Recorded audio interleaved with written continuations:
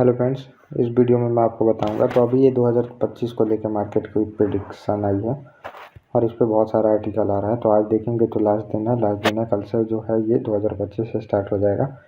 तो इसको लेकर आर्टिकल आ रहा था कि मार्केट कैसी चलेगी, क्योंकि अभी आप देखेंगे तो बहुत दिनों से लगभग 5-6 महीना से मार्केट जो है ऊपर नीचे यहीं पे कर रही है। मार्केट अभी कुछ खासा रिटर्न लोगों को दे नहीं रही है। तो 2024 आप देखेंगे तो बहुत ही बुरा मेरे ख्याल से तो मार्केट के लिए गया है।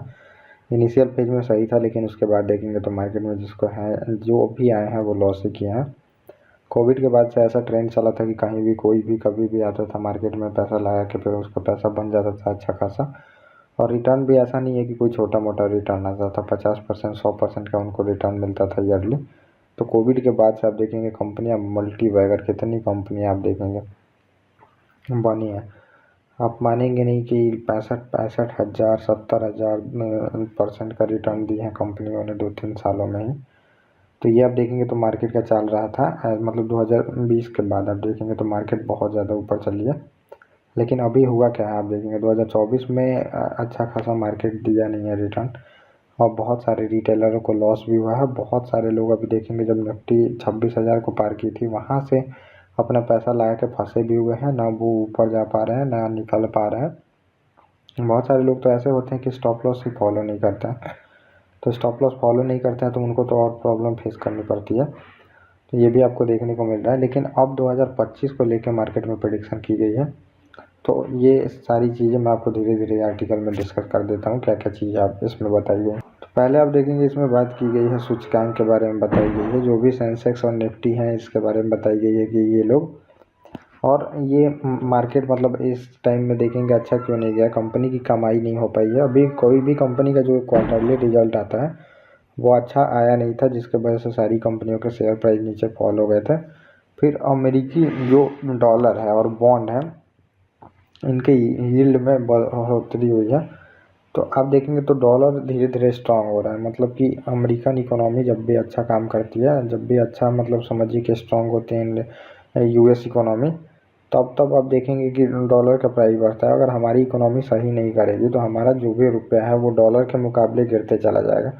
और जैसे जैसे गिरता है रुपया तो आप समझिए स्टॉक मार्केट पे उसका पूरी तरह से प्रभाव दिखता है। तो हमारा जो रुपया आप देखेंगे लगभग 85 $1 85 रुपये के आसपास में चला गया, जिसकी वजह से स्टॉक मार्केट बहुत नीचे गिरा था। उससे होता क्या है कि इंडियन इकोनॉमी सही काम नहीं कर रही है, स्ट्रॉन्ग नहीं, फंडामेंटली स्ट्रॉन्ग नहीं दिख रही है। तो इन सबको लेके जो FII DII होते हैं ये पैसा निकालते हैं, और जैसे ये लोग पैसा निकालना शुरू करते हैं मार्केट वहाँ से गिरना शुरू होती है। और आगे ये बताया कि अमेरिका और जो देखेंगे चीन का ट्रेड वॉर चल रहा है, ट्रेड वॉर टैरिफ वॉर, जिसके वजह से भी मार्केट अच्छा काम नहीं किया है। अब ये दोनों देखेंगे सबसे बड़ी इकोनॉमी है, अगर ये लोग अपने प्रोडक्ट को नहीं बेचते हैं एक दूसरे के देश में तो इससे भी दिक्कत होती है। लोगों के पैसे महंगा मतलब प्रोडक्ट खरीदना पड़ेगा, महंगा प्रोडक्ट खरीदना पड़ेगा तो उनका पैसा सब खर्च हो जाएगा। तो डिमांड ज़्यादा आएगा नहीं, ज़्यादा डिमांड नहीं आएगा तो इकोनॉमियाँ अच्छा काम नहीं करती हैं। ये भी आपको देखने को मिलता है।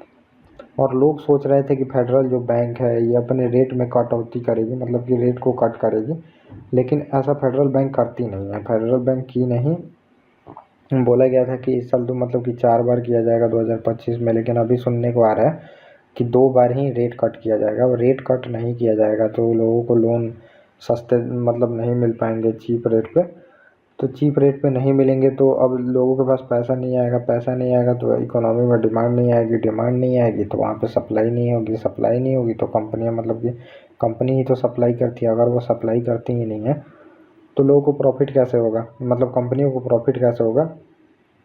इसके वजह से भी आप देखेंगे तो स्लो। और जियो पॉलिटिक्स टेंशन तो आप देख ही रहे हैं, रसिया यूक्रेन का युद्ध बहुत दिनों से चल रहा है, फिर हमास इजराइल का युद्ध चला, हमास लेबनान में युद्ध चला, फिर सीरिया में आप देखेंगे उठा पटक चल रही है। सारी जो इकोनॉमी आप देखेंगे पाकिस्तान की और श्रीलंका की और बांग्लादेश सबकी इकोनॉमी क्राइसिस से जूझ रही है, स्लो डाउन का सामना यहाँ पे कर रही है।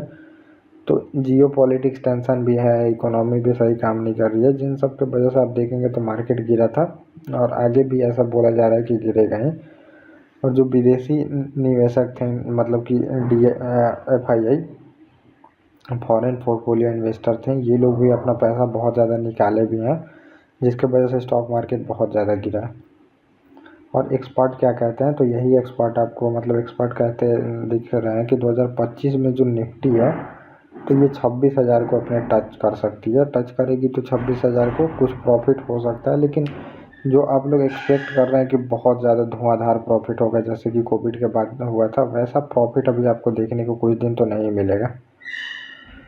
तो आपको उम्मीद भी एक्सपेक्टेशन कम ही रखना चाहिए कि बहुत ज़्यादा हमें रिटर्न मिल जाएगा। तो जो स्टॉक मार्केट या फिर किसी भी बिजनेस का रिटर्न होता है 25-30%, 40%, मतलब मैक्सिमम 40%, तो 15, 20, 30 ऐसा इसी के बीच में लोगों को एक्सपेक्टेशन रखना पड़ेगा, तभी जाके वो लोग अच्छे से मतलब माइंड फ्री करके पैसा अपना कमा सकते हैं।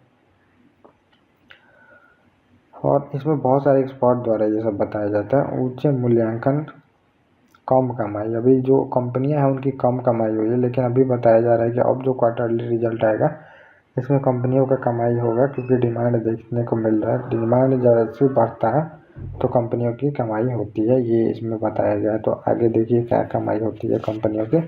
कंपनियां ही जैसा परफॉर्मेंस दिखाती हैं वैसा ही स्टॉक मार्केट मतलब परफॉर्मेंस अपना भी दिखाता है। तो 26,000 तक इसमें बताया गया है। और सेंसेक्स जो है ये 85,000 के आसपास में इसका ऑल टाइम हाई था। ऑल टाइम से ये लोग देखेंगे 8-10% नीचे गिर चुके हैं। तो ये बताया गया साल के अंतिम कारोबार के दिनों में कैसी रही चाल। तो ये अंतिम दिनों में आप देखेंगे तो आज भी सेंसेक्स गिरा है, निफ्टी भी गिरा है। पहले तो देखेंगे मार्केट बहुत ज़्यादा गिरा था, लेकिन रिकवर भी बाद में किया था। और साल भर में कितना चढ़े हैं सेंसेक्स और निफ्टी, तो लगभग 8-9% के आसपास में निफ्टी चढ़ा है और 9% के आसपास में सेंसेक्स भी चढ़ा है। तो 9% इन लोगों का ग्रोथ रेट रहा है।